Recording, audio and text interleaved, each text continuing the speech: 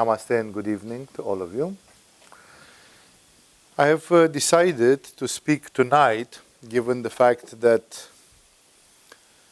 most probably there will not be a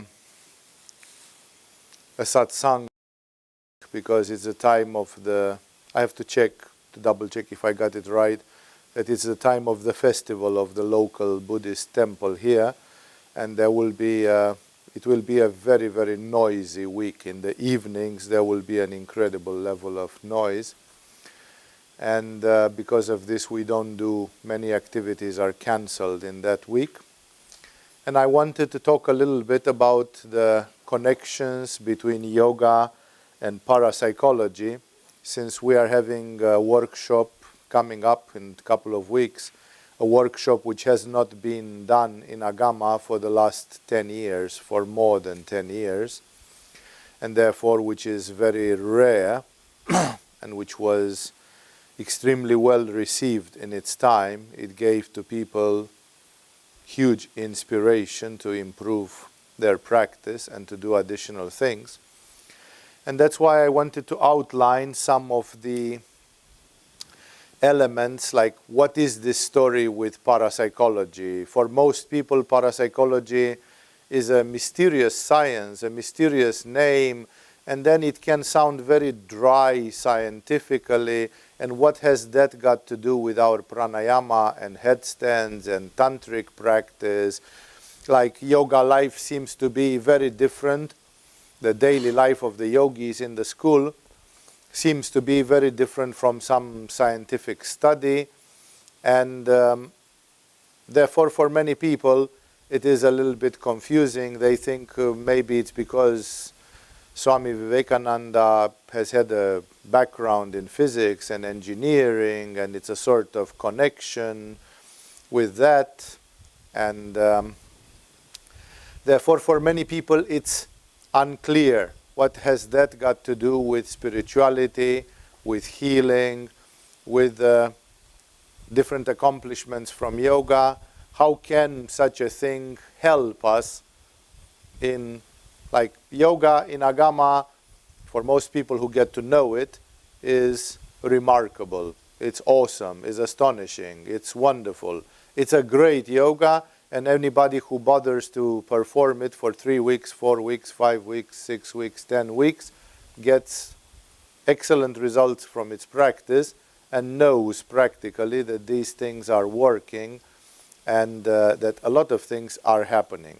So the question is, in all this, what is parapsychology? Parapsychology is a sort of a rogue science. If you look on Wikipedia or others, they will tell you that although there are universities that have chairs of parapsychology and they have research and teaching, nevertheless there are sites on internet and on organizations which consider parapsychology a pseudo-science or a hoax. Because unfortunately we are at a level in the modern civilization where a lot of traditional knowledge is being discarded, and unfortunately the ignorance from the metaphysical standpoint is very great. Apparently the society evolves with technology and internet and mobile telephones and CAT scans and all sorts of other apparently awesome technical accomplishments, and on the other hand, some of the knowledge about the human body, about the human soul, about the human being is being discarded as being impossible to verify by some rigid scientific standards. And because of that, even parapsychology, which is a sort of a branch of science, but again it's somewhere in the middle, it is defined officially as the field of study concerned with the investigation of paranormal and psychic phenomena. Even parapsychology is questioned, because in the modern world, things which are questioned are going to the bottom. Like here in The conflict is deeper than more of you can see. Because, for example, here in Agama, we claim that you come to the level number 1 to the first level intensive, and 99% of those that come, they don't know much about chakras, energies, and other things.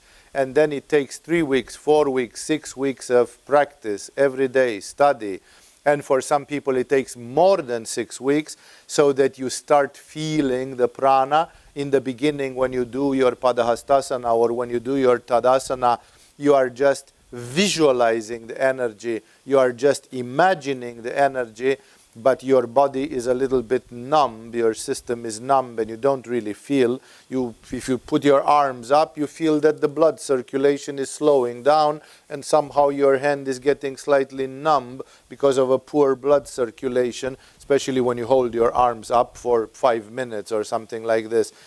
But there is a huge difference between a numbness in the arm and in the hand and feeling prana, feeling the energy flowing. So this accomplishment to just feel a little bit of some movements that I'm doing, I don't know, Dhanurasana, and after Dhanurasana I feel like there is some activity in the area of my belly button. This accomplishment takes weeks and months. So it's on the edge of human knowledge. Like the normal human being is not meant to feel energies in a normal way.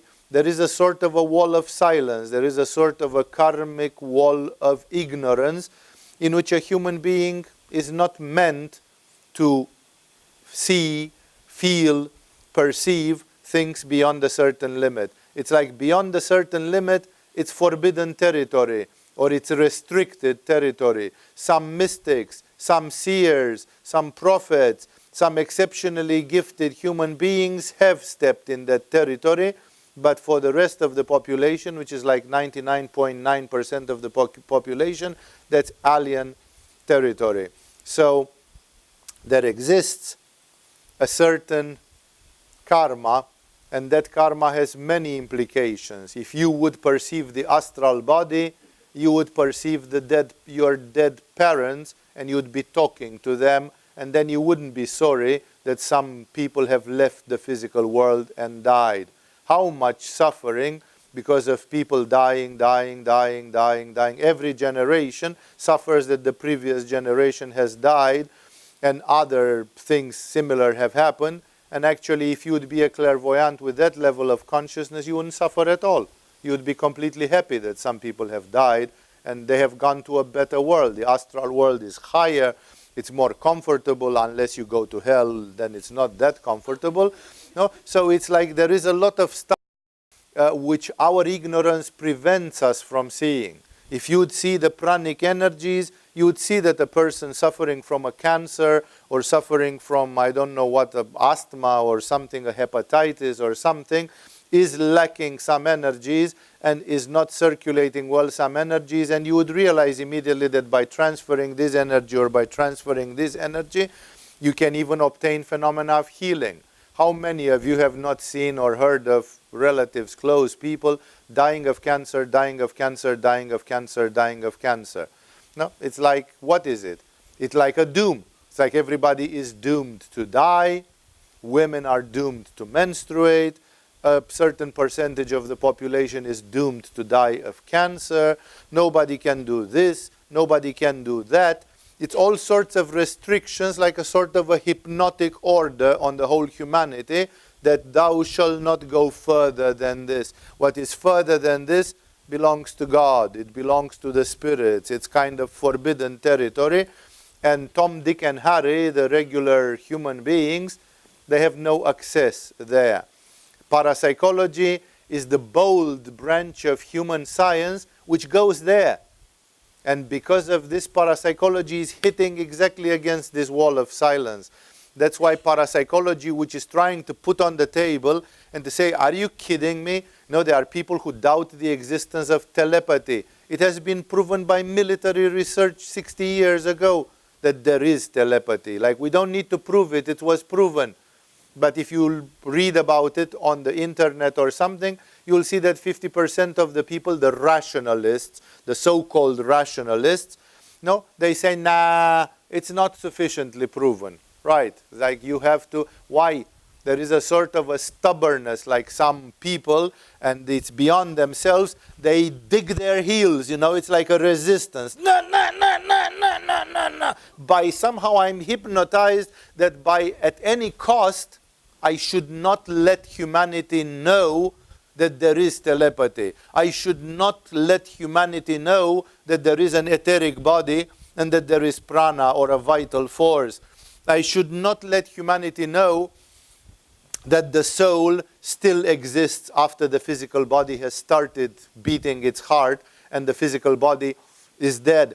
And that ignorance keeps humanity in a certain cradle, in a certain prison, in a certain condition. Like I see Hollywood movies made, and not only Hollywood movies, others, innovatively made about a lot of things. I have not seen in the last 20, 30, 40 years one single good Hollywood movie about somebody who had a cancer, did pranayama, and healed it. Not one. It's a very thrilling subject since 1/3 of the world population dies of cancer all the time. Every day people die of cancer. There's not one. How do the Hollywood movies go about John Fitzgerald Kennedy being shot by his own people or whatever? Like almost any subject is open, but this subject, it's like it's taboo. There is not even a speculative one. Somebody who says, I want to write a science fiction movie about somebody who started doing visualizations of purple light, And then if you ask, they say, yeah, but the trauma is so big about these things that we don't dare to touch that subject. It's nonsense. This is the wall of silence.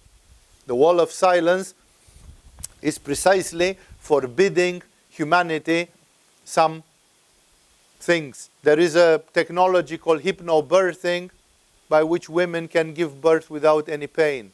There is an additional technology to hypnobirthing which is called orgasmic birthing, by which you can reprogram the brain of a woman that when the fetus is going through her vagina, she should have the biggest orgasm in her life, because the fetus is like a huge dick, basically. How many women do you know who gave birth without agony? No? It's a hypnosis. It's like it's hypnotized, like the Bible says. God got pissed at Adam and Eve and told to Eve, in pain you shall give birth to your children. It's like a curse. And it's 1 in a million the smart woman who comes out of that curse.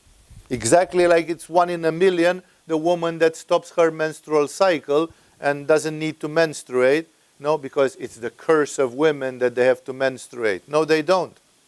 And yet there is a collective hypnosis which says you shall comply. You shall be like a lemming, like a sheep.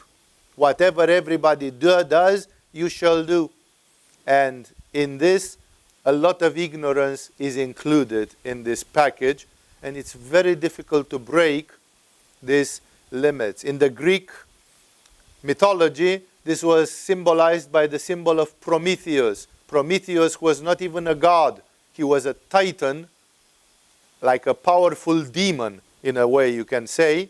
Prometheus took pity on the human beings, or wanted to show his muscle, whatever the motivation was, and he gave to the human beings the fire.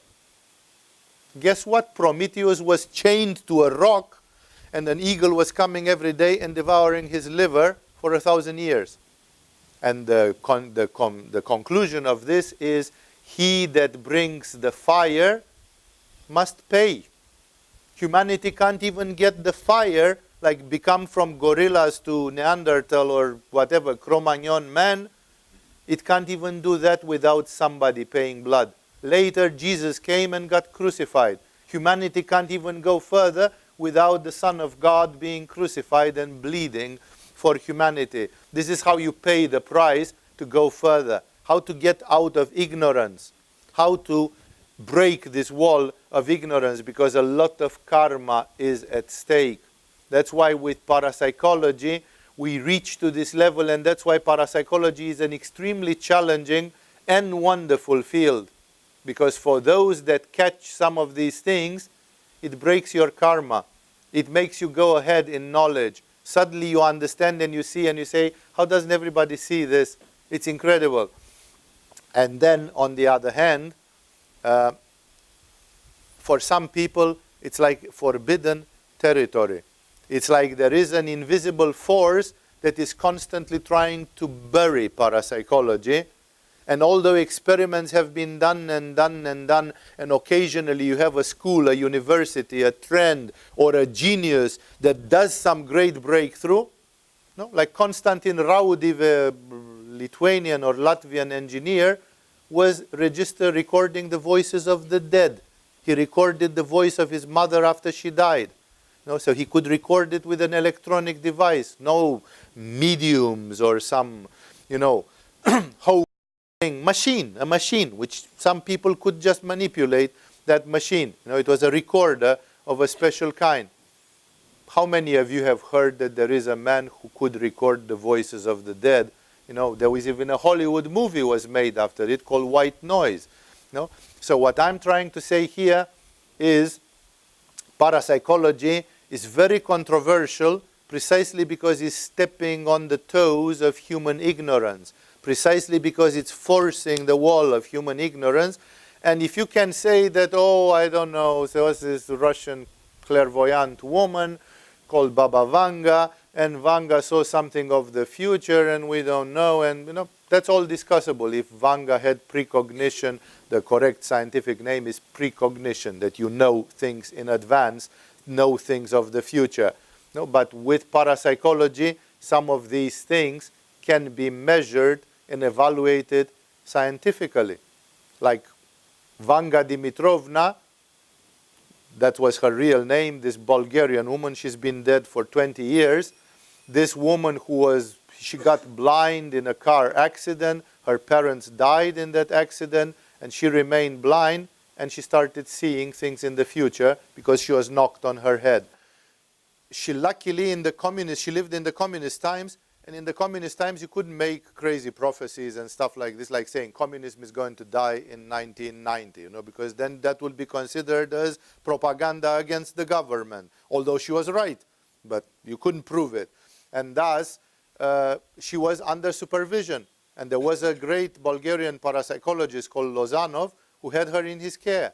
And Lozanov he said, if this woman can really see things of the future, then we are going to do it scientifically. He made statistics. He made case-by-case study. She was not allowed to do it just like this randomly, like to see future. She was doing it into a strict framework. And Lozanov could decide in the end. Vanga Dimitrovna had a rate of accuracy of 80%. Not 100%. Nobody has been 100%. Perhaps Jesus could have 100%. Because it is a siddhi, and even Vanga Dimitrovna didn't have it perfectly developed. These siddhis are exactly like you say, well, if you can lift weights, why don't you lift 5,000 kilos? Well, I can't. I can lift 200, but I cannot lift 5,000. So there is always a limit. So for Vanga Dimitrovna, it was 80%. Vanga Dimitrovna said, I think there will be a war in Europe in 2014-15 because I see that Europe gets filled up with Arab people, with Muslim people. She couldn't see exactly everything, but she was damn right. Because last year, 3 million or 4 million Muslim people just walked in Europe with flowers in their hands like this. And everybody was looking like, what are you going to do about this? No? So there was no need for any war. No? And probably next summer it will start again. Let's see what's happening this spring and so on, because the path is open in many, many ways. So what I'm trying to say here is many of these researches, when they are done scientifically, they show you an amazing perspective on things, and it's not something mystical and occult, Suddenly there is scientific research with statistics, with measurements, with parameters, then you can see a lot of things. Like in Agama, I myself have seen in the last, 30 years since I'm teaching this yoga, I myself have seen tens of people having cancer and declaring themselves healed. But we don't have any scientific research to prove it. There is no statistic, there is no photos, there is no x-rays before and after, there is no blood tests before, because it's the wall of silence. And everybody who goes skeptical can say, yeah, I know, it doesn't really work. I had a friend who tried, and they died or whatever. This is all an urban legend. We have different angles of view. For me, it's a thing which is confirmed and I know it for sure.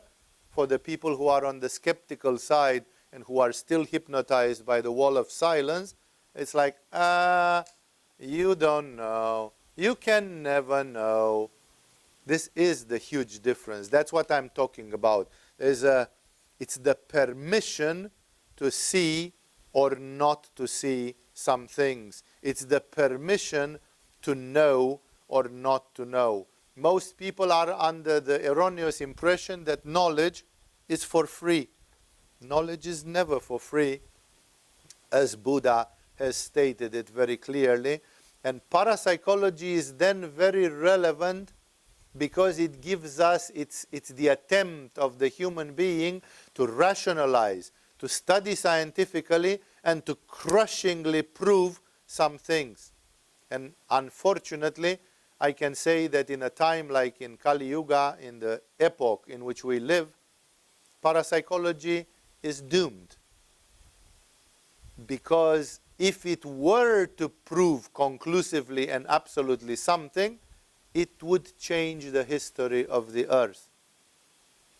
It's a karmic thing that it would change. Exactly like Hollywood movies never can give you even the hope that if you have a cancer, you can get healed. Hey, there is healing. There are many people who take chemotherapy, radiotherapy, and they die after 5-10 years or something, and there are some people who mysteriously sailed through it and they had it. Like the Prime Minister of India. Somehow he escaped Morar Desai. He went on 60 Minutes. And he said, I had cancer and I drank my piss. I drank my pee-pee. And he lived 96 years of age by drinking his pee-pee. So that's why I'm saying, it's out there. Some people can see it, but it's exactly like we are two races living on the same planet. Some of us have it, and some of us don't have it. The same planet, we see the same world, and yet some people get it, and some people don't get it. This is the mystery of the wall of silence and this knowledge, that some people karmically do not have access to that knowledge in one way or another. And parapsychology is for me, parapsychology is very important, and it's very important because theoretically, if it would work, if it would be done by Jesus and Buddha, if they would be the main researchers, and they would have the power to deal with the karma of humanity, then parapsychology is an amazing way of proving to the human beings that we live in a mysterious and complex universe, that almost nothing is known about the essence of reality and the essence of things, that a lot of these mysterious things are known, that the great civilizations, they can project astrally and move from a planet to another. You don't need Jean-Luc Picard and the spaceship Enterprise to boldly go where nobody has gone before. This one can do it. It's here. Your third eye can do that directly. So it opens a totally new perspective about what to do, how to live, and all that. And parapsychology is the cutting edge. And people, if science demonstrates that there is telepathy or that people can walk on fire or whatever is there, then it's a totally different life. Something else can happen. And for this reason, I consider parapsychology very important. I've always considered parapsychology very important, not because I want you to become parapsychologists. Sometimes it happens in Agama that we teach some alternative healing, and some of you wants to become an acupuncturist or a homeopath or some other form of alternative therapy, or that we teach you something here like Kashmiri Shaivism, and some of you fall in love with Sanskrit language, and then you go and take a degree in Sanskrit in some university, and 10 years later you are a Sanskritologist and a translator from Sanskrit, and this. So it happens occasionally that it may happen that if I'm teaching parapsychology, or the connection between yoga, spiritual practice, and parapsychology, how can parapsychology help you there? It can happen that some of you, 1 person in 100, might even become a researcher in parapsychology, or that you start building devices of parapsychology for healing, for opening the third eye, for various other things. I'm going to give you a few examples in this respect. So for me, parapsychology is not only important because some of you might be attracted by it, but parapsychology is very important because for those of you who are a bit blinded by this karma, it can speak in your language. Like you come down to the level where people are and you tell them you don't believe in the fact that some Tibetan guru said that they could perform astral projection and move from one body to another body, or weird things like this. But hey, there is the out-of-body experience which is researched in parapsychology, which is systematized by the Monroe Institute and other such institutions, trying to do it in a scientific, with cognitive models from science, and then for many people that's an eye-opener. No, they can, it's like parapsychology can bring people faith. Can bring people faith. So that's why parapsychology is very important in one way. And another thing of parapsychology is that parapsychology, because it's technical, it gives a sort of clear understanding. I would say it has something on Manipura and Ajna, that it gives a sort of clear-cut understanding. Like there are things which are technically both very simple and at the same time very potent. Let's give a simple example which comes from Radiesthesia parapsychology, a sort of a branch of parapsychology. I'll tell you something about the branches, the aspects which are studied. Many people in this yoga school and in other spiritual yoga schools realize the fundamental truth that the yang energy, the cosmic and yang energy, is in decline. That it's a big problem for people that the yang energy is low, and that 90% of the men and women out there, they are painfully yin. And this extra yin thing generates a lot of problems, from health problems to mental problems to social problems, lots and lots. So it's a well-known thing. If you've been in Agama for 3 levels or 4, you are in that club. You know what I'm talking about. Because most of the men and women of Agama, 95% of the men and women in this school, they constantly try to become more yang. Very, very, very, very, very seldom are you going to find a man and a woman in Agama who is in the 8th level of Agama and who says, I'm way too young, Swamiji told me to be more yin. Because I almost never tell to somebody to become more yin. Because almost everybody is too yin already. That's an experimental thing which we know from the spiritual life. To become yang is not an easy thing, because yang is uphill, contraction, while yin is relaxation and downhill.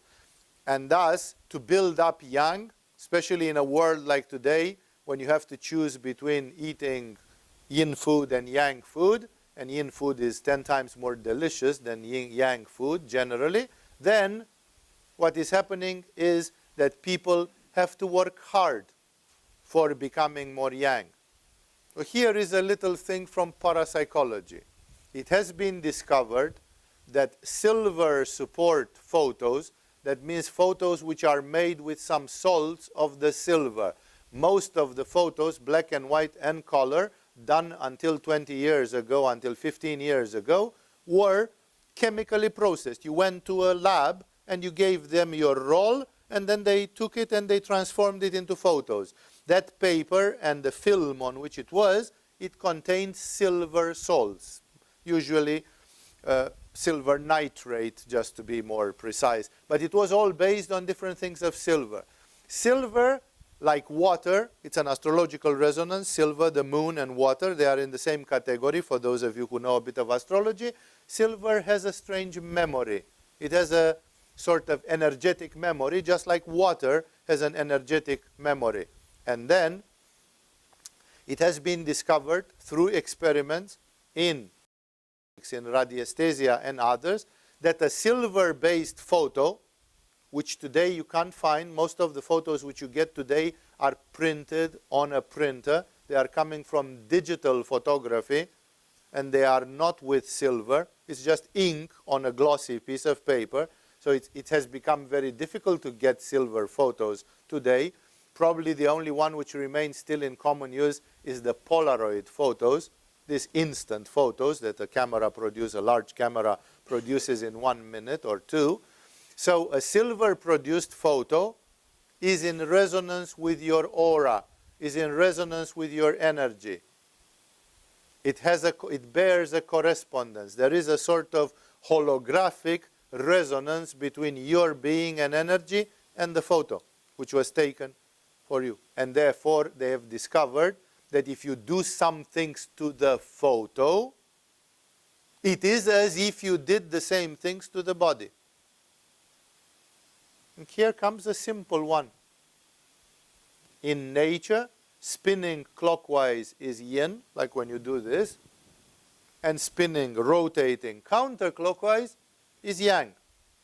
If you rotate your body counterclockwise, like the original dervish dancers do, it always goes counterclockwise. The dervishes never spin clockwise. It's only one way for a purpose. Then you become more cosmic. Your energy goes towards Sahasrara, and you are going into the cosmic energy. It's more yang. But among our dear yogis, there are some people who are so lazy that they wouldn't even stand up to spin for 1 hour because I'm too tired right now. Guess what? I don't know if you already see where I'm going. You could spin your photo. You could take a photo of you and spin it. You could put it on a turntable like in the old gramophones. You have to turn it around because the gramophones turn clockwise. So you have to invert something inside. And then you can have a turntable that spins counterclockwise. And then you take your silver photo of you, you put it on the gramophone, you turn it on, and then you go and eat some ice cream. Because your gramophone keeps pumping yang energy in your aura. And you can have the gramophone going 24/7. This is parapsychology. Parapsychology is the fact that you can create some shortcuts, you can create some amazing stuff by understanding the principles of parapsychology, at least some of the branches of parapsychology. So parapsychology, it's important because it's on the borderline of this ignorance, knowledge, fence, the wall of silence, but it's also, and it can give you faith, it can give you direct demonstrations of some things. It is important because it can give you clever methods. Theoretically, we don't take questions during satsangs because it would become very chaotic. Questions in the Q&A, please. So in satsangs, I just talk to hear myself, and that's all. So,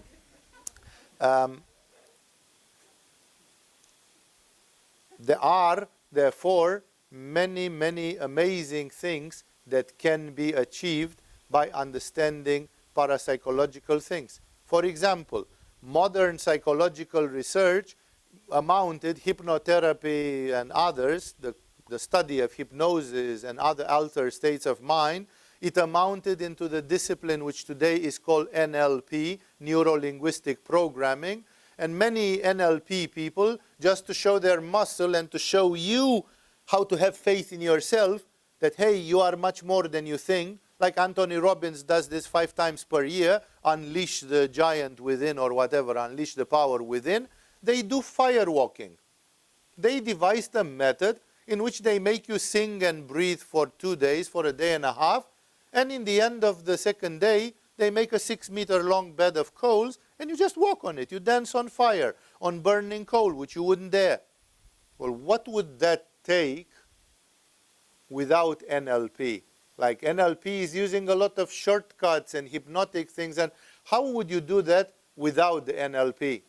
Because the yogis spoke about dominating the fire element, and they said, you work on Manipura chakra, you perform Trataka on a candle, on the sun, on fire, and you work on Manipura chakra until your Manipura chakra becomes something humongous and bigger than any human being around you. And you do samyama and samyama on the fire, like you give it 3 years of your life, and then you can control the fire element. And finally, when you feel that you and the fire are one, you can stick your hand into a flame and it won't burn you. Suddenly your skin becomes immune to fire. Like there is an Indian guy called the Fire Yogi who makes demonstrations by rolling into big bonfires and this. And the fire, even when the temperature goes up to 300 degrees, the fire doesn't burn him. No? And it's very controversial, again, because of some issues. I'm not going to go there because we don't have time in such a short presentation. So, if you were to control the fire element and to walk in fire, it will take you maybe 3 years, 5 years, 10 years of training to control the fire element. Especially those of you who don't have a very good Manipura. First of all, you'd have to work 5 years to build a good Manipura, and then you'd have to work another 5 years to develop control over the fire element. Guess what? Neuro-linguistic programming, people can do it in 36 hours. By singing and breathing, and because they are using principles from hypnosis, from hypnotherapy and others, and in this way it's a shortcut.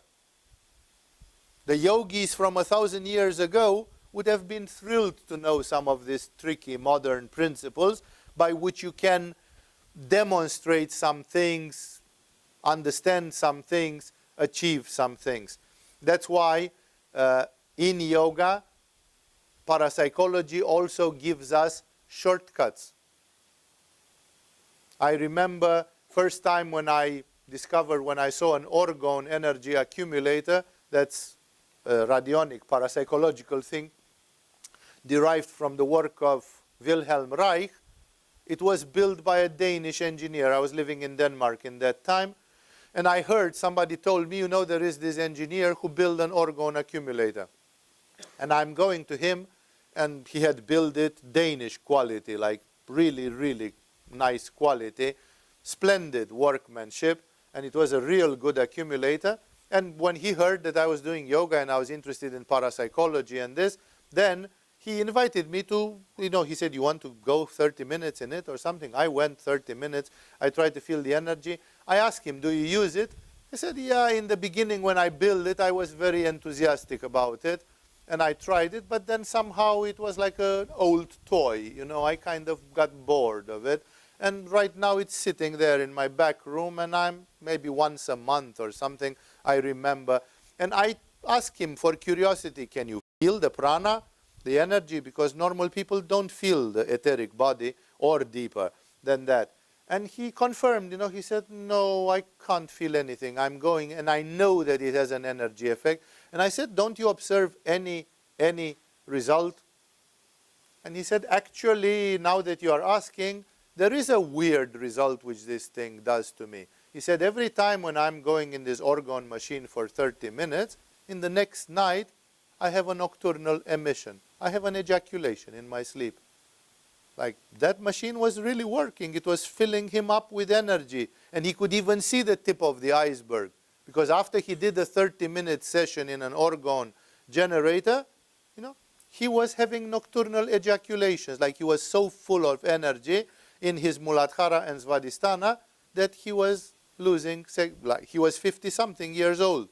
Men at 50, in their 50s, they don't have nocturnal ejaculations, normally at least. This guy was when he went in the orgone machine. So, any one of you guys is lacking vitality, and I gave you a tapas to work 2 hours per day on Muladhara, there is a trick when you learn parapsychology.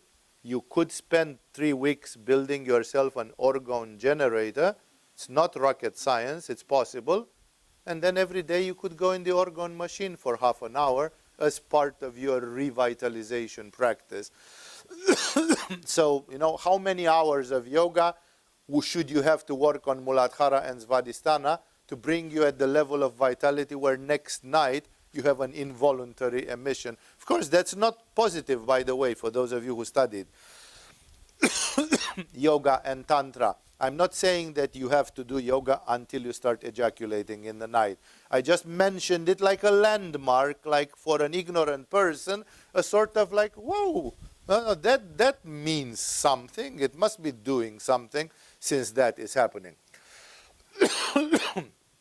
So that's why I keep saying that parapsychology gives us invaluable knowledge about some things.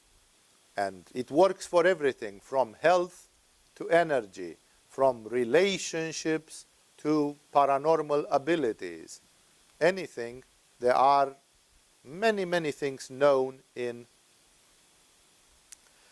parapsychology which could support people's spiritual life and people's research. It is for this reason that especially I, having an engineering background, and when I was young, this is how I came to yoga. I came to yoga from parapsychology to yoga. To me, parapsychology brought me to yoga, not yoga to parapsychology, as it will happen to some of you. And because I understood many of these things, I've always remained fascinated by it. And I wish we would have it more in Agama. As things are right now, Agama is not even an ashram. Like, we don't have a place to receive you as guests. Like, we are just having a few yoga halls. They are on a piece of land which is rented. It doesn't belong to us because we don't have the amount of money that you need for that for the time being. The prices being so high as they are in this island.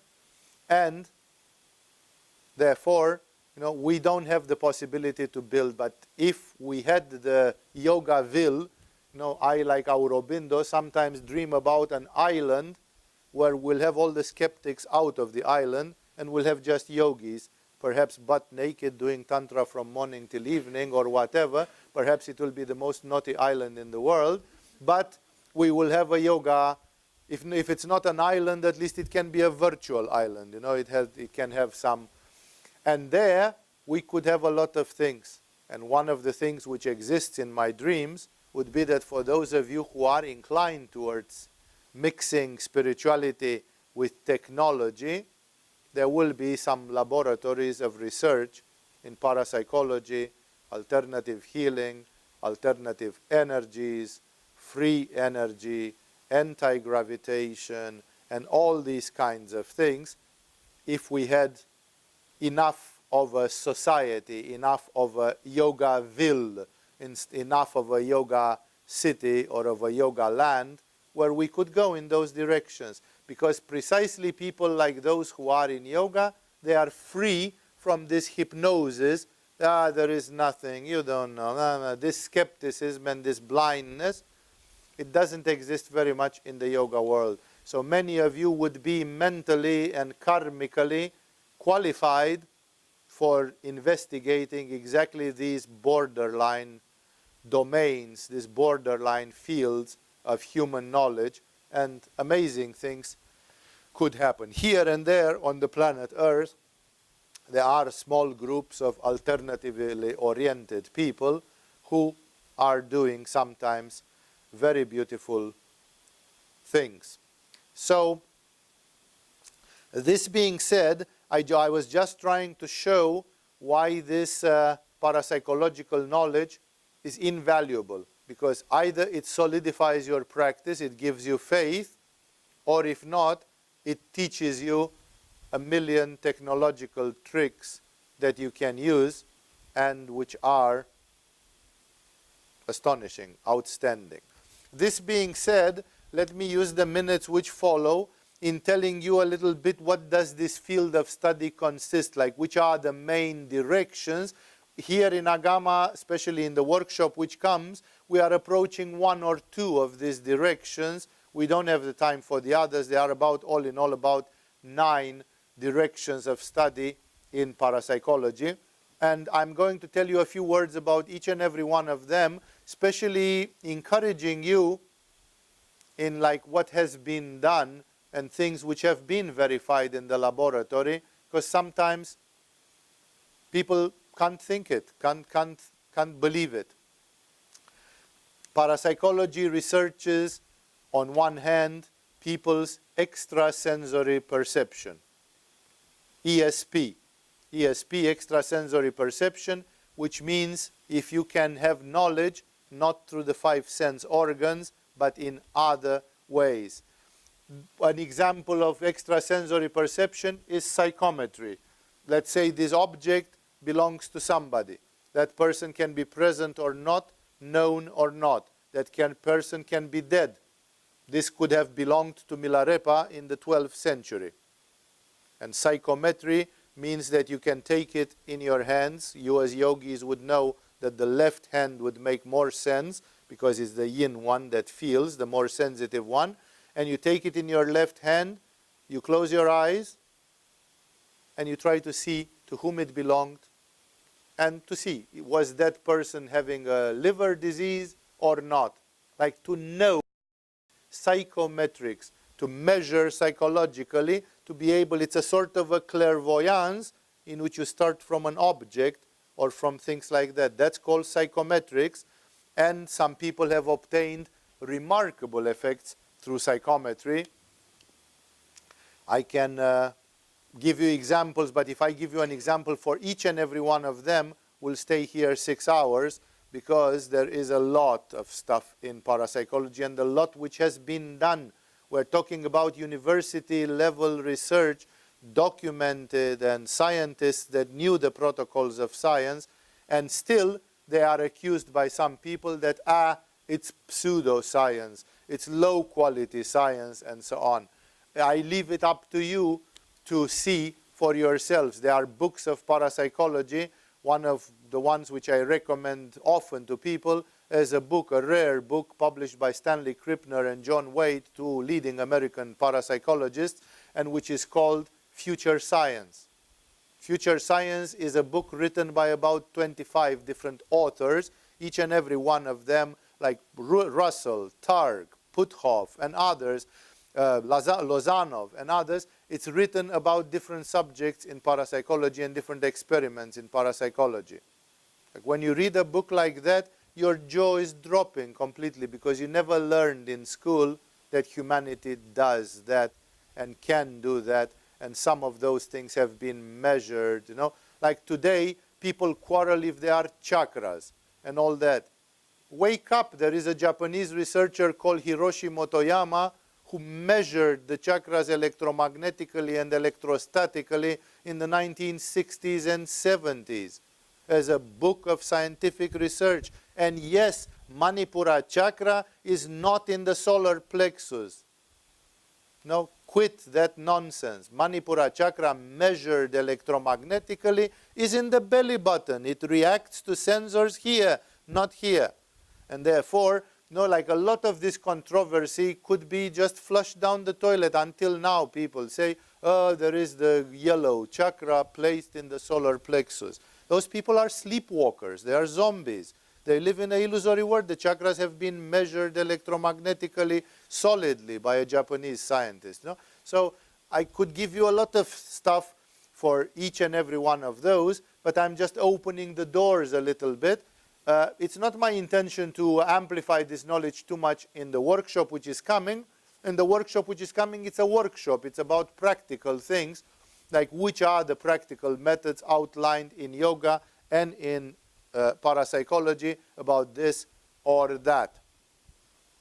Because when Robert Monroe, just to understand why it's compatible, when Robert Monroe wrote his book Journeys Out of the Body, and he created the Monroe Institute to demonstrate the reality of lucid dreaming and astral projection. He was not a yogi. Maybe he did yoga in a previous life, and that's why in this life he was born with an unusual capacity to go out of the body. But Robert Monroe, not having had the background of yoga, he just developed some crazy methods for going out of the body. So there are methods of going out of the body in yoga, and the most simple one of them, you all know it because you learn it in the first day of yoga. It's Shavasana. The relaxation is a method for going out of the body in astral projection. And at the same time, there are methods developed by Monroe and 100 other people, and which are competing. They are competing methods which can give you some very smart click, and then you can say, wow, and astral projection is my big passion in life and in yoga. So psychometry, I explained what it is. Telepathy was demonstrated, we say it in the yoga lectures, by that experiment in which they killed the little rabbits, and the mother could feel it exactly in the second when they were killed, at thousands of kilometers away. It's a scientific demonstrated fact by that and a few other experiments that telepathy exists. But scientists don't know how to make it happen, what energy produces it, and that's why they keep dragging their feet and saying, nah, but it's not conclusive.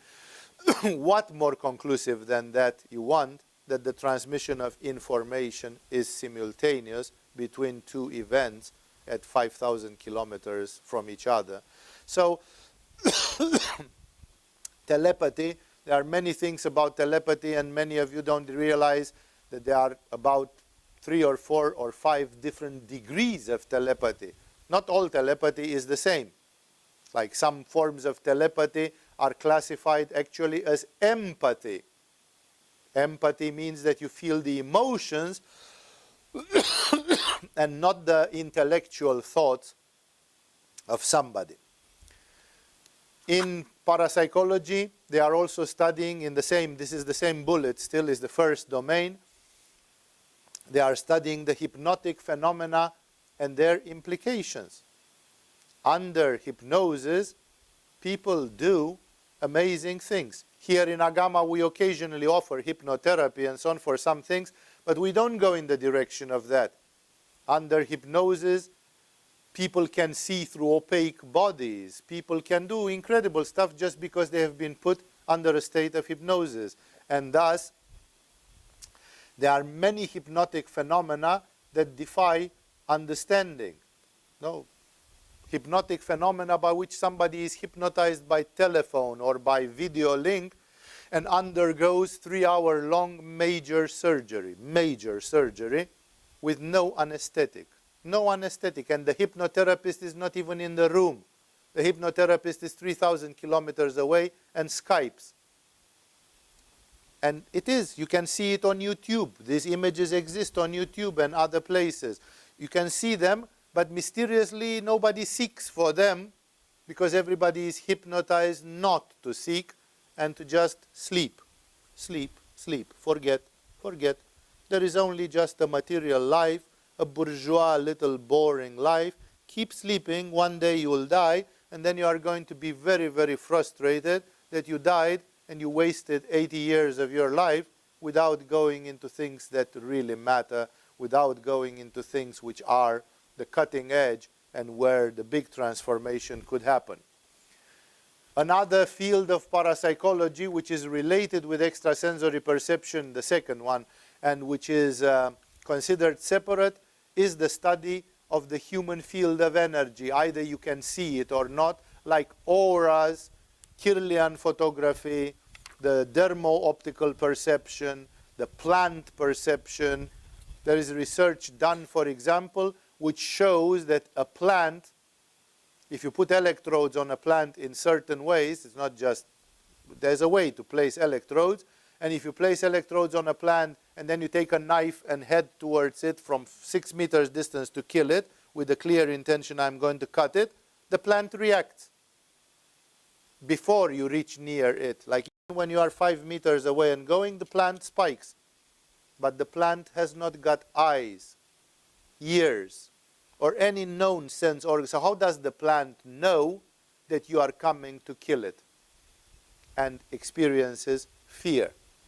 Plants experience a reaction which looks like fear when they are harmed.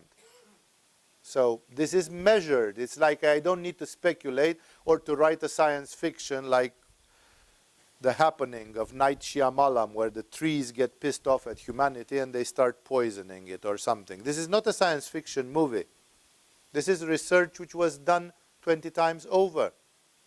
Some of it has been done in slightly empirical ways, like Yogananda Paramahamsa quotes the American botanist and biologist researcher Luther Burbank, who talked to cactuses and kissed them and caressed them, and the cactuses dropped their spikes. They lost their thorns. They started growing without thorns because Luther Burbank told them, nobody is going to harm you. These thorns are for defending yourself, for not being eaten by wild animals. I promise you, in my laboratory there are no wild animals and we all love you. And he touched them and he caressed them and the spikes fell off. He talked to the cactuses and the cactuses understood him. This is an experiment which is well known in biology, but everybody shuts up about it because how can you explain that you talk to a cactus and the cactus reacts to what you tell it? It's like it's nonsense. It sounds like it's nonsense. But the experiment of Luther Burbank is controversial because it's not done as a parapsychological event. People say, hey, yeah, he talked with God knows, maybe there was some chemicals in the air of the laboratory, that's why the thorns fell off, you know. Like you can't demonstrate it 100%. For Yogananda it was enough, because Yogananda was a yogi and an enthusiast. And for him it was enough. But for very rigid, skeptical scientists, it's not. But there is a part of parapsychology which talks with about the relationship with the plants. How to have a harmonious relationship with the plants. And I mentioned before the dermal optical perception. That's a form of extrasensory perception where people can read with their fingers. There are people who can read with their armpits. You put a piece of paper in the armpit, in an envelope, and they close the eyes and they can read it. Yeah. I knew a guy who made some funny money because he could read the lotos, these things which you buy for money, the lotto, the lottery. He was just taking lotos and putting them on his forehead, and he could see the number which was inside. And he was buying lotos according to, it was a system where you can have winnings and so on. It was written winner or not winner inside. And he could read it like this. In the parapsychology workshop, I'm going to teach you the technique of this guy, how he developed the possibility to read something which is written in an envelope without opening the envelope. It's like you have X-rays in your forehead. So that's what we are talking about. We are talking about training some capabilities. No, the yogis never considered that probably the yogis never saw an envelope in their lives because the postal system was invented much later.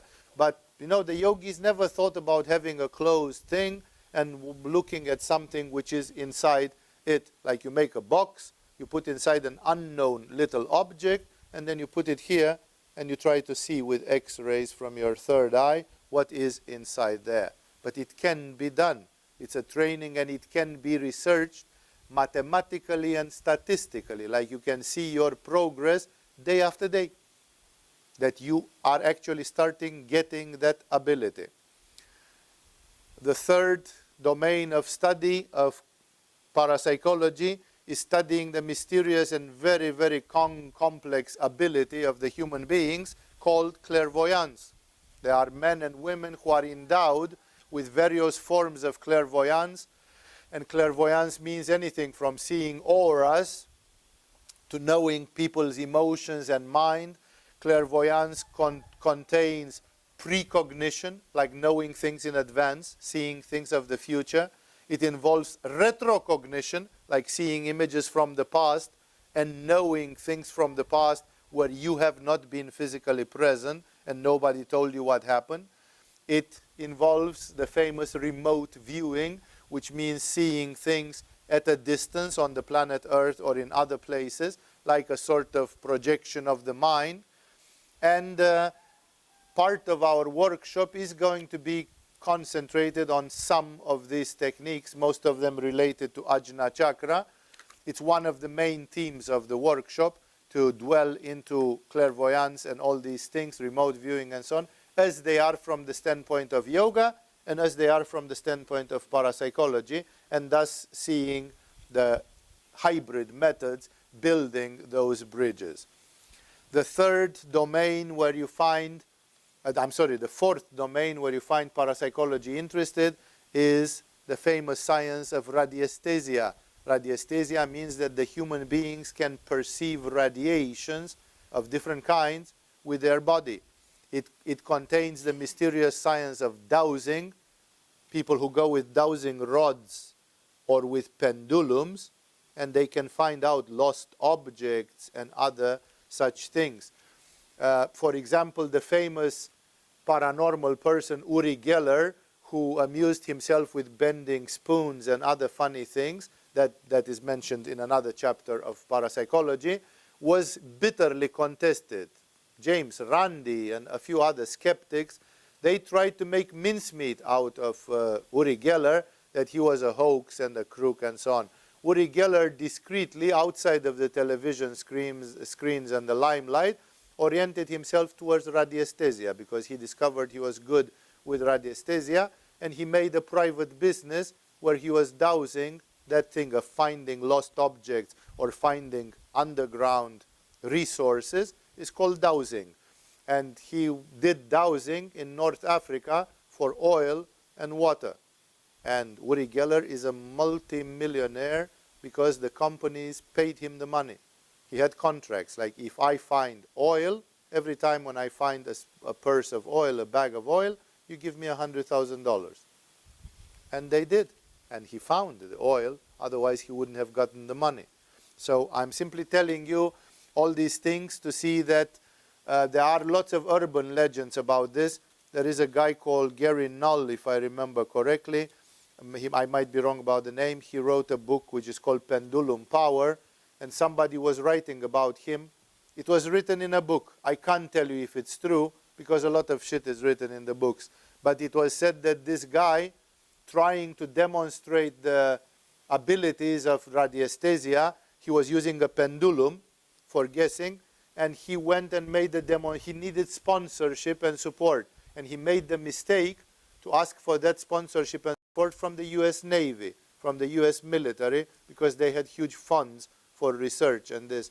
And allegedly, Gary Null went with a world map and with a pendulum, and he found the location of about 20 nuclear submarines of the US Navy, which is one of the top most classified informations, because nuclear submarines are carrying nuclear missiles, and they are placed in very secret places. So if the Third World War is coming up, they surface and they shoot missiles at China, at Russia, at wherever they are supposed to shoot. And therefore, if the enemy would know where the submarine is, they would just launch a bomb on top of it, and they would destroy it. So where the submarine actually is one of the most classified informations in the world. And Gary Null came with a pendulum and said this submarine, he got the indicative and the name, he said this submarine is at 1 degrees north, 2 degrees north, 3 degrees north, 4 degrees north, and then when it reached to 23, the pendulum started going yes. No? And then he said 23 degrees north. Now let's take the minutes. 23 degrees and 1 minute, 2 minutes, 3 minutes, 4 minutes, and then when he reached to 44, the pendulum again started going yes. 23 degrees, 44 minutes. He went to the seconds. He found the latitude and the longitude of 20 nuclear submarines from the American Navy, which the Russians would have died to know the latitude and the longitude of those submarines at any given time. What happened is that Gary Null got his passport cancelled, and he was declared a person dangerous for national security. Instead of being sponsored, he just got put on the blacklist, because they said if this guy ever falls in the hand of the Russians, we are fried. Like, this is where parapsychology is going. When you think, is it really existing? Is it really happening? No, it does, and there are so many urban legends about this. Some of them are just legends, and some of them are facts, solid facts. The fourth level, the fifth of the big subjects, of the big headlines in parapsychology, again about radiesthesia, dowsing and this. If I have time in the workshop, because this workshop I made it 10 years ago in 5-day format, and today, next 2 weeks from now, I'm going to make it in a 6-day format to have more time. And then it is in my plan to add a little bit of this pendulum dowsing initiation to see how you do it and to train a little bit into this skill for those of you who want to become dowsers and use pendulums for different things. The fifth branch of parapsychology is starting from psychokinesis, and psychokinesis is a branch of the paranormal phenomena, which means that people can move things with their mind, move object. Kinesis, kinetic, comes from moving, and psychokinesis is moving with the mind. Like people, like the famous things from the Star Wars, when the Jedis were getting their lightsaber from 5 meters away, and they could do things, moving objects and so on. That's called in parapsychology psychokinesis, and it has been experienced and it is viewed in many, many ways. By psychokinesis, for example, one concept related to it is the famous experiments with random number generators. There have been people, like they cannot move an object with their energy, but they can still influence material devices, like an electronic machine called a random number generator, which is an electronic device, and people can influence them. That's a form of psychokinesis. Some people can influence mechanical devices. One of my yoga teachers, my first yoga teacher when we were young, he told us that he witnessed a young boy who could go to these jackpot machines, these money machines, and he could win all the time. He could win, like he would pull 10 times and he would get a bucket of money. He would get all the tic-tac-toe or the bar or whatever it's there. He could win, and he was so confident that he came with the bucket every time. He had a little plastic bucket and he knew he was going to fill it up with money. He could talk to the machine. He could influence the machine to give him that combination, which is statistically coming every 70 million spins of the machine. He could say that spin is happening today with me. So there is the pyrokinesis, where people generate fire starting, as it's called in common language. And you can see, I have seen on YouTube, John Chen, a Chinese guy from Jakarta, who is doing pyrokinesis, sets a piece of paper on fire just by putting his hand on it, and so on. And of course people say it must contain some chemical powder of phosphorus or something, you know. If you would read when that was made and how it was made, you would see that it's absurd. And these are all effects of moving, interacting very violently with the physical world. This part of parapsychology deals with phenomena which are very spectacular, you know, like many people say, well, if there is a paranormal power, I want to see somebody pushing something with their hand or setting a piece of paper on fire just with their eyes or with their fingers. And of course, one of them is levitation. Levitation is one of the great hits, like can people fly in mid-air? Can the human being generate anti-gravitation? There is a classical experiment revealed by the parapsychologists, which is very weird and which I'm going to do in the workshop for fun. There is a crazy experiment in which people can witness that indeed something is very strange about the human ability to produce levitation or not. It was the inventor of the jet engine, who was not a parapsychologist. He was an aviation engineer called Henri Coanda.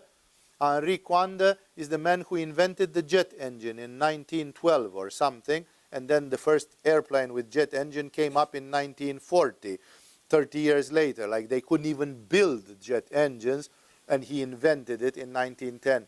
And this guy was a he was a Gemini astrologically. I have studied him a little bit, and he was a very versatile scientist, and he did other discoveries. For example, he studied the energetical balance of birds. He studied birds because he was interested in aviation and in flight. And he discovered that some birds were eating 3 times less calories than they needed to fly. He made simply the energetic balance. This bird is flying, I don't know, 3 hours and 2 minutes every day, and for that it needs so many calories. And when they looked at what the bird ate, the bird didn't even have enough food to fly. He studied other parapsychological bizarre things, like there is a law of aerodynamics which says that the pressure per square centimeter should not be more than 100 kilos in a flying machine. Like it's 100 atmospheres is the static, the aerodynamic pressure on flying surfaces, for those of you who have any concept of the mechanic of fluids. And then he discovered that flies, common flies, kitchen flies, the annoying flies, they have 1,000 kilos per square centimeter when they fly. So theoretically, according to the laws of modern aircraft industry, flies are not supposed to fly. They shouldn't be flying. But they fly perfectly well, although they contradict the elementary rules by which airplanes are built even today, like aerodynamics and all that. So there is a lot of, but anyway, a part of parapsychology, number 5 on my list here, is the one which studies these spectacular phenomena. Like these are some of the most spectacular ones. Number 6 on this list is, of course, the out-of-body experiences, the lucid dreaming, the astral projection, and the bilocation or bilocation, like to be in 2 places at the same time. They are gradually more and more. This is also one of the subjects which will be approached in this workshop. And out-of-the-body experience, lucid dreaming, and these are the field of so much human creativity. Like here I'm saying, there is a machine made by Stephen LaBerge, a French-Canadian researcher, who wrote some books on lucid dreaming. And then they thought, how can we help people who want to fall asleep and then become lucid and realize, oops, I'm sleeping and I'm dreaming right now, but I'm still not awake. And they created a machine, a device of $200 or something, which is called the Lucid Dreamer. I once, many years ago, when I was living in Denmark, I actually bought one of those just to see if it was nonsense or not, just testing and so on. First time when I tried it in the night, it worked just like this. It worked in half an hour. Like, hey, how much have yogis tried to perform lucid dreaming and this? And some of them must have trained for 3 years before they had the first lucid dream. Especially if you are not a very astral temperament. If you are a fire sign or a person with the astral body very developed, then maybe lucid dreaming works relatively easy for you. But if you are a triple earth sign and you are very dull in some of your energies, then it will take you 20 years of training and you'll still not have some lucid dreaming. Hey, there is a device. There is a machine made by a Canadian engineer and researcher which can give you a shortcut. It can make you have your first lucid dream tonight. If you have the lucid dreamer with you tonight, you can have your first lucid dream tonight. No? Isn't that a help for the yoga practice? It is.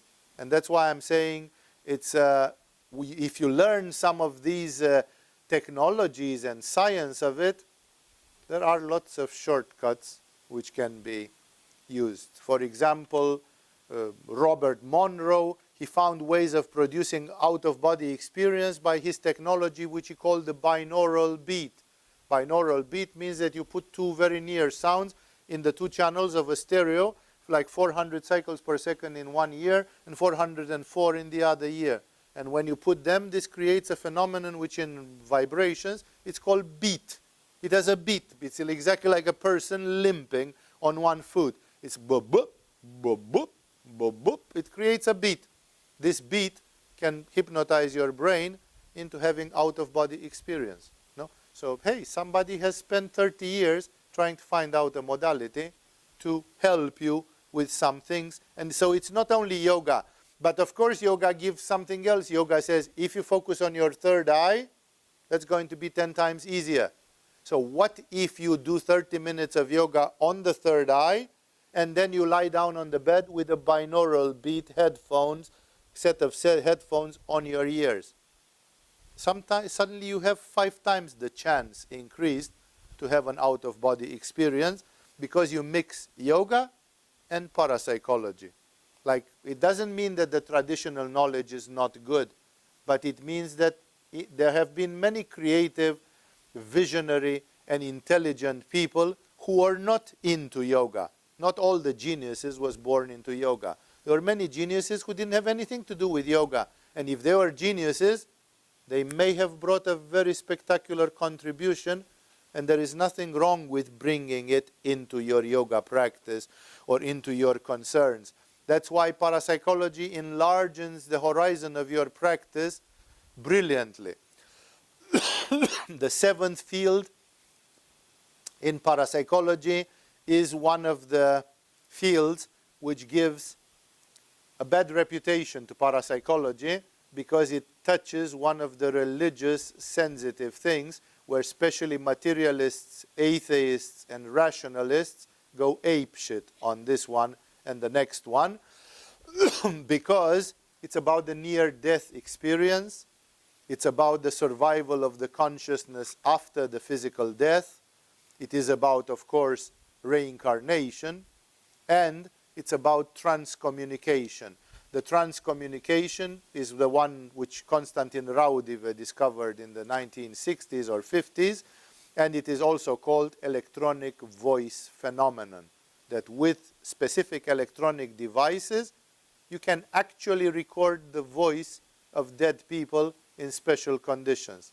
And they talk sometimes clearly, and it's a whole story there.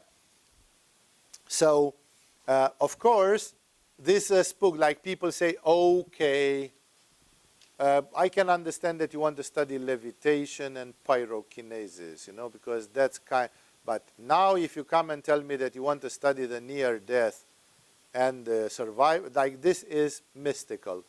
Now here is where the medical science stops. Like Elisabeth Kubler-Ross, a Swiss psychologist, she even created the branch of science called, she created even the branch of science called thanatology, and she was declared the pariah.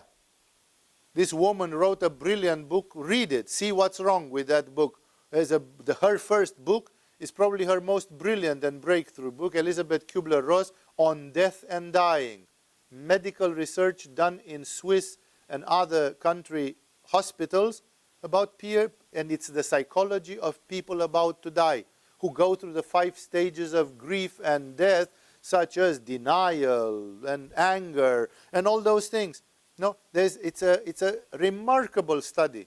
Because she was talking with dying people about what they were feeling and this, she was called a witch doctor, and she was called like, hey, yeah, now you are investigating that. That's a taboo. No, because the atheists are afraid that maybe you will discover something which will prove opposite. And it's on the edge of that. How would people live their lives if they knew absolutely for sure that there is continuity of consciousness after death, and that there is evolution, and that there are consequences, and that there are a lot. People would live in a different way. But people are fooling around precisely because you can't know for sure. And because you can't know for sure, then you can say, yeah, they say, but what the heck, And so, like, people live in a doubt. If science would demonstrate it, then the doubt would be gone. No, like you cannot say that electricity either works or it doesn't work. It works because the laws of electricity are known for 200 years. No, and it's like, so it's very important. And this again, this part of parapsychology, studying death and what is beyond death, and if there can be communication with the afterlife. I've heard some stories, I've talked with parapsychologists, I have heard some stories which are mind-blowing about things which have been done in this field. 8th on my list is also a problematic one because it talks about mediums, the famous ectoplasm produced by mediums, apparitions, hauntings, phenomena of materialization, and phenomena of poltergeist. This is, again, like we go Ghostbusters. But Ghostbusters is a ridiculous movie, both the new one and the old one, which is meant to make fun, to make this thing light. Like, hey, Ghostbusters, as well as Men in Black, right? There's nothing sinister about the Men in Black, because it's Will Smith, for God's sake, you know? It's very sympathetic, and there is nothing weird about Ghostbusters. There are no Ghostbusters. It's just a Hollywood movie, yeah? And you can't really identify ghosts, communicate with them, identify them, see, go to a place which is haunted and stop the phenomena of haunting, either or exorcise a person that is being haunted and all that. There is a crazy movie, a Hollywood movie that's surprising, one of the rare ones which went through the strainer. I think, if I remember correctly, it's called either It or The Thing. I might be wrong, because one of them is a horror science fiction by Stephen King or something, and the other one is this movie, very rare. We have it in the Agama collection. And this It is based on the research done by the Kansas University Chair of Parapsychology, where they got a woman who was possessed, visited, haunted, and sexually assaulted, which she partly enjoyed, every night by a spirit. And she shared it with parapsychologists. And parapsychologists devised an expensive, crazy, insane way to trap that spirit, that demon, which was, they created a room in a sports hall, in a laboratory, in controlled conditions. They created a room which looked like her bedroom. They recreated her bedroom in the laboratory. So she was sleeping in the sports hall of the university, or in a hall of the university, while looking like she was sleeping in her house, so that the spirit would come easily there. And they created a crazy device where the bed on which she was sleeping would open like this, and under it there would be a safety box where the woman would fall, and this would close instantaneously, and the whole room will be flooded with liquid nitrogen at 175 degrees below zero, freezing everything instantaneously. But not her. Like, she would be under and protected, and then she can get out through another way from there. They did that. They put her asleep, and the bastard came to rape her again. And she pressed the button, and they put her in, and then when they threw the liquid nitrogen, there was a ball in the middle of the room, which was frozen carbonic ice or whatever it had turned into, and inside that there was a shape, not a human shape, a weird shape, and they could hear a moaning sound. Like, we're talking about parapsychologists in a laboratory. They trapped something in the thin air. They just flushed the room with liquid nitrogen, and suddenly there was a shadow in the middle of a block of ice in which that entity seemed to be trapped. And it was making and then after a few seconds, the ice cracked into pieces, and the shadow disappeared. Some parapsychologists from the Kansas University, you can see it in a Hollywood movie, it's said, this reproduces actual events. No? They caught a spirit in liquid nitrogen by producing carbonic ice and all sorts of other things. So it's like, for those, any one of you thinks that spirits do not exist and that you want to sleep quietly because you know there are no spirits, parapsychology has got bad news for you. They have been trapped in ice already. You know, they do exist. It's very incomplete because nobody put enough money into researching these kinds of things, and it's cutting edge. It's very much on the edge. But yes, there exist. These two parts of parapsychology are very mystical and very spooky. And you know, like you study poltergeist and spirits and survival of the consciousness and mediums and ectoplasm and apparitions and hauntings, and it's like, it sounds like, boy, how can that be scientific? But actually these two branches of parapsychology, if they would be answered properly, they could answer some of the fundamental questions of mankind. Suddenly, if these things would have a breakthrough, humanity would not be the same ever again if science goes there and finds a way to break through, which apparently it doesn't. Konstantin Raud even made demonstrations to thousands of people about how you can hear voices. Today nobody does it. Even Hollywood made a movie called White Noise. How many people practice the electric voice phenomenon, or the trance communication as it's called, and so on? Nobody, although it's out there. It's known scientifically. But the wall of silence keeps pushing people into oblivion and ignorance, and that's the condition of present mankind. I hope some of you can step out of that circle and see the world from the other side, where you start understanding in a different way. Finally, the 9th on my list here is the spectacular science of radionics. Some things will be taught, starting with Hieronymus machine, alternative healing by energies, even energy healing, and of course expanding it to psychic surgery and other paranormal phenomena like are happening in the world.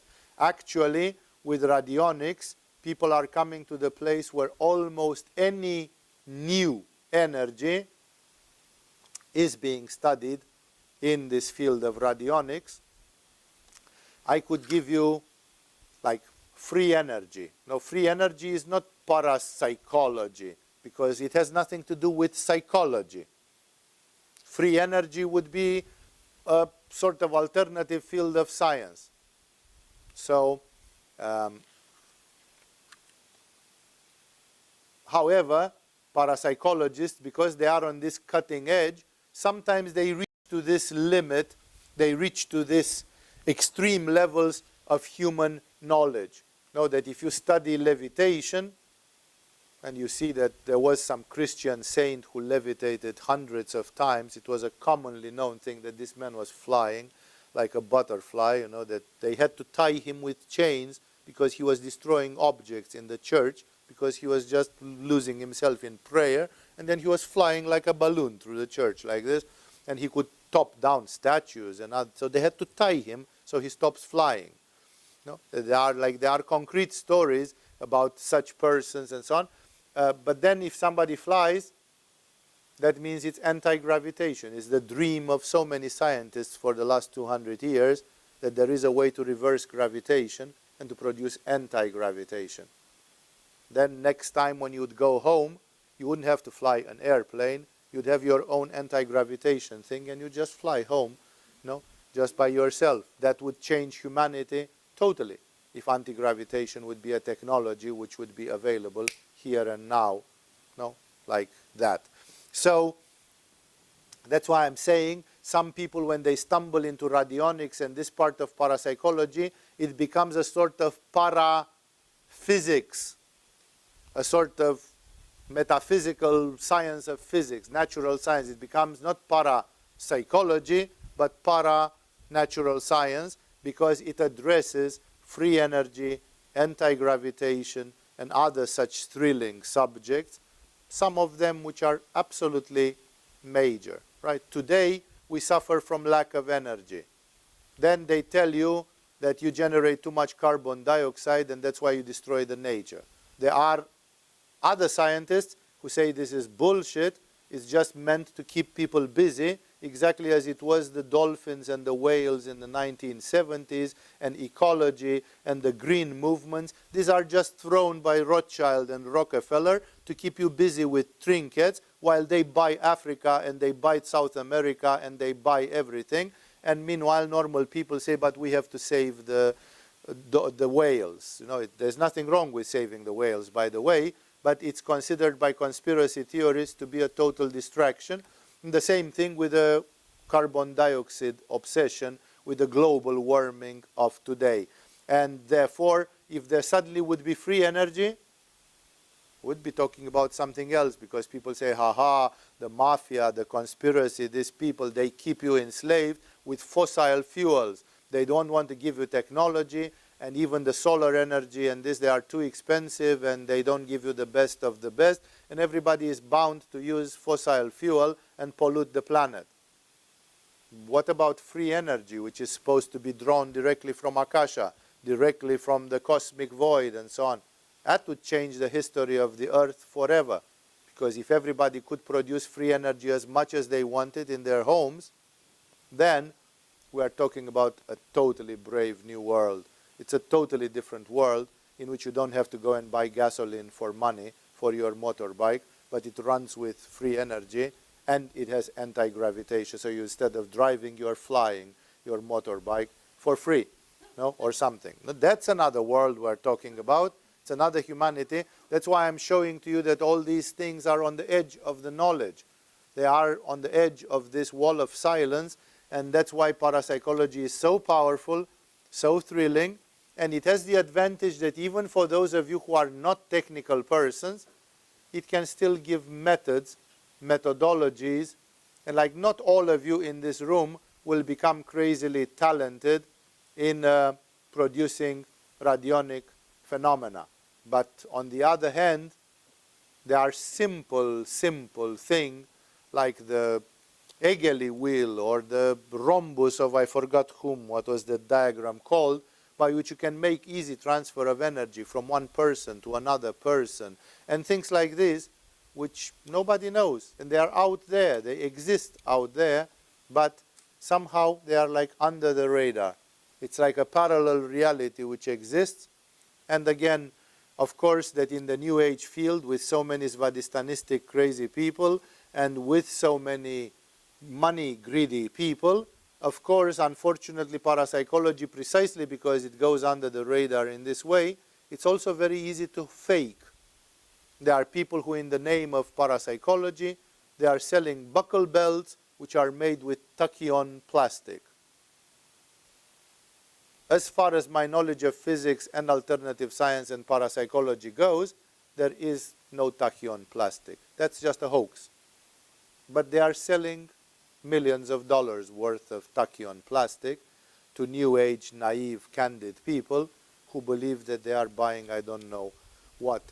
I was wearing sometimes, and people saw it and asked me what it is, an electromagnetic device for synchronizing your aura with the Schumann frequency of the earth.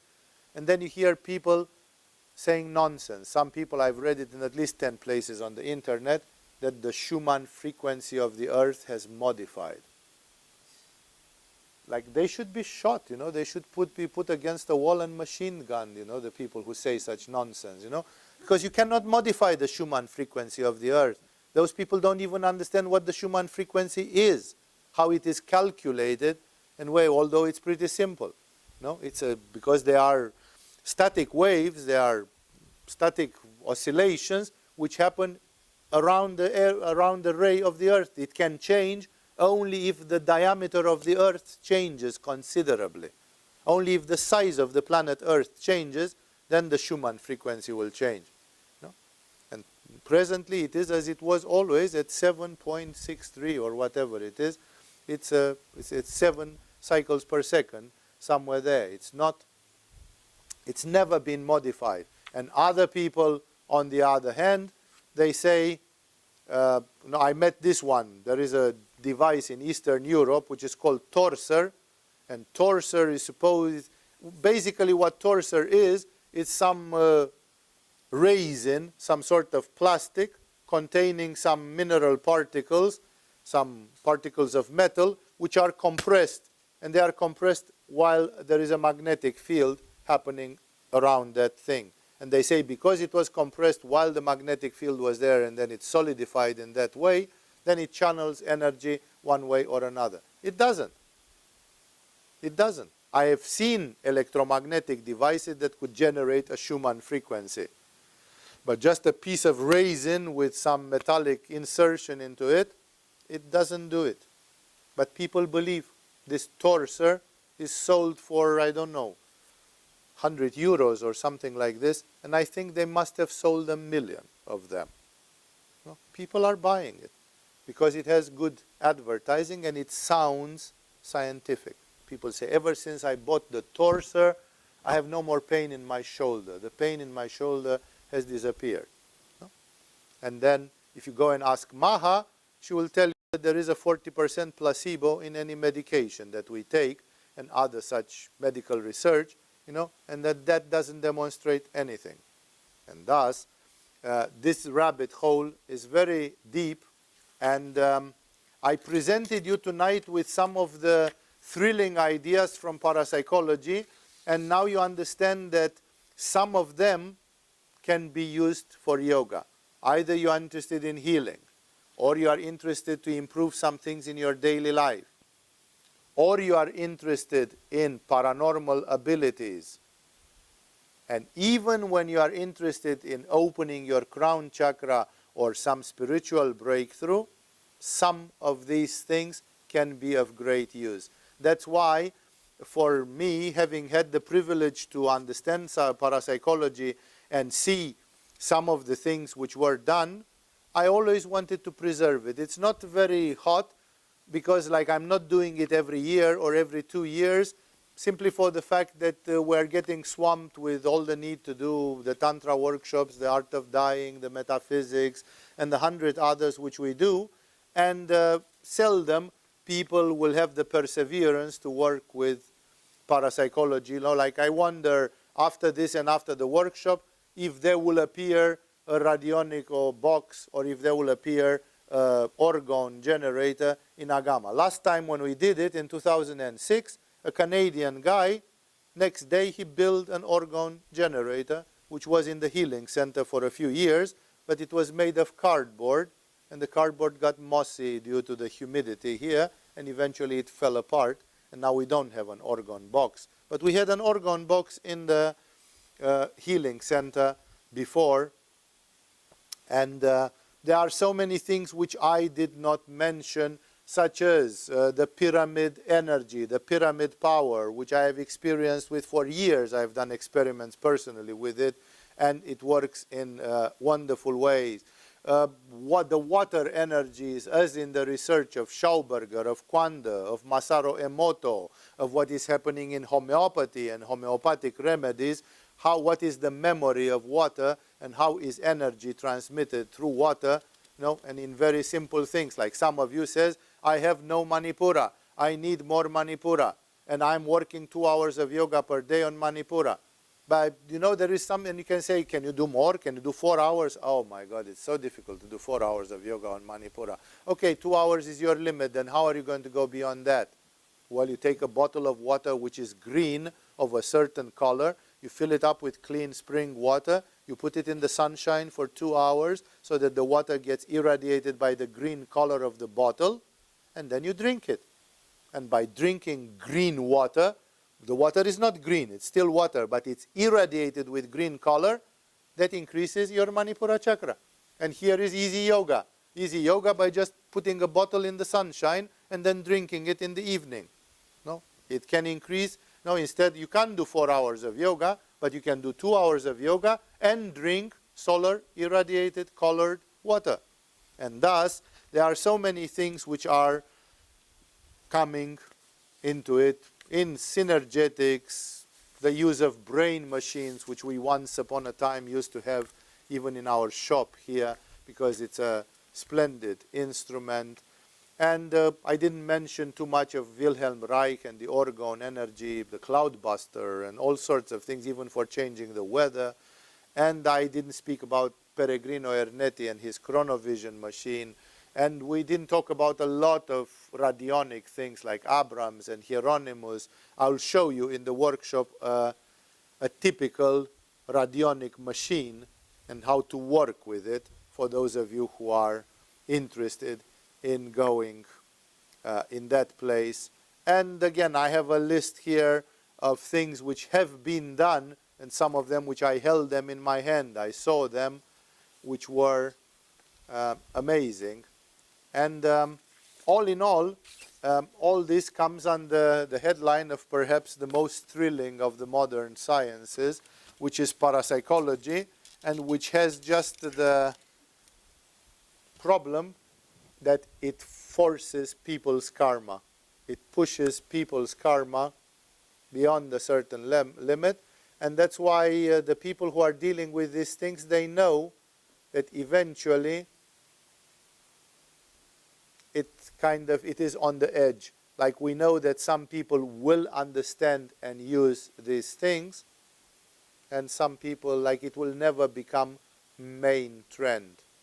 Again, a lot of things have been done. There is research about female fertility, how not to get pregnant, done by Dr. Jonas in old day Czechoslovakia, and done by a doctor, I forgot his name, in Hungary.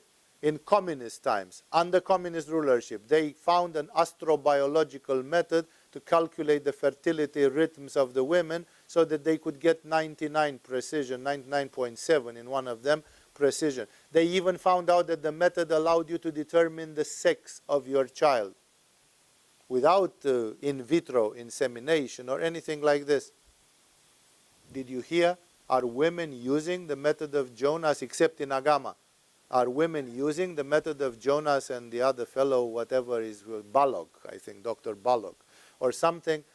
Did you find that people who want to have a boy or a girl, they are using the research, which was done in 2 different researches, like years and years of research, 2 different studies at difference of years, and done under communist rule, like no bullshit, no new age, no religious fanatics, no hysterics, no, like real square communist country type of science with no imagination or things like this.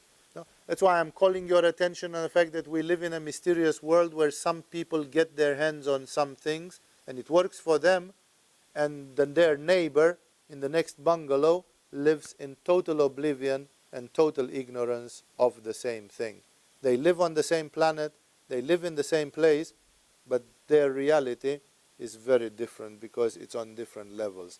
That's the issue with problematic knowledge, and parapsychology gives us this problematic knowledge, which for us in yoga is golden. Is golden because it supports some things from yoga wonderfully.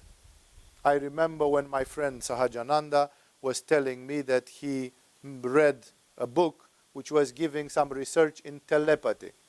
And these people found a method which was a little bit like this.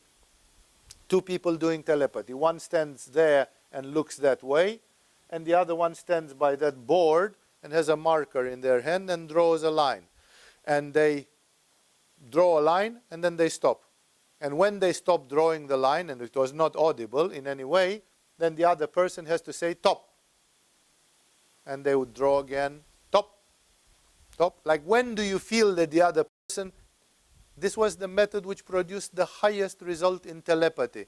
Like, people doing this, they could synchronize very, very well. No? Then this friend of mine, who some of you know very well, he was interested in the Tantric practice at that time, and he simply said, it's a well-known thing that lovemaking works much better in Tantra if the man and the woman are attuned to each other. So what if I would make the man and the woman attuned telepathically by this method? So they took a method from a parapsychological research. They started drawing lines on a board and they did top, top, top for 20 minutes. And then they made love the Tantric way. And they obtained some amazing results in the Tantric lovemaking just because they applied an experiment on telepathy borrowed from parapsychology. That's why I'm saying once you are intelligent and creative, much of this knowledge becomes golden because you can do a million things. A million things. If effects on your photo, on a silver-lined photo, can go to you, then why not do wonderful things to a photo of yourself? Like shine it in golden yellow light, or others and others. Why not draw a mantra on it? Draw the mantra Aum on a photo of yours, or other things like that. That's why I'm saying there is a lot that can be added to the spiritual practice. And I hope that I opened your mind in this satsang. I've showed you how amazing parapsychology can be. And for those of you who will bother to study together with yoga, this year or in one of the next years, whenever we'll have the opening to do it again, I hope you will get some great ideas and you'll spread them to other people. in understanding, both in demonstrating and having a breakthrough, and at the same time in supporting your own spiritual practice with such discoveries. Enough of that. I've spoken enough. I have many, many stories. I had here 3 times more to speak, but it's enough for tonight. Thank you all for joining. If there will be questions in the Q&A sessions, I will gladly take questions. With this, we have finished for tonight.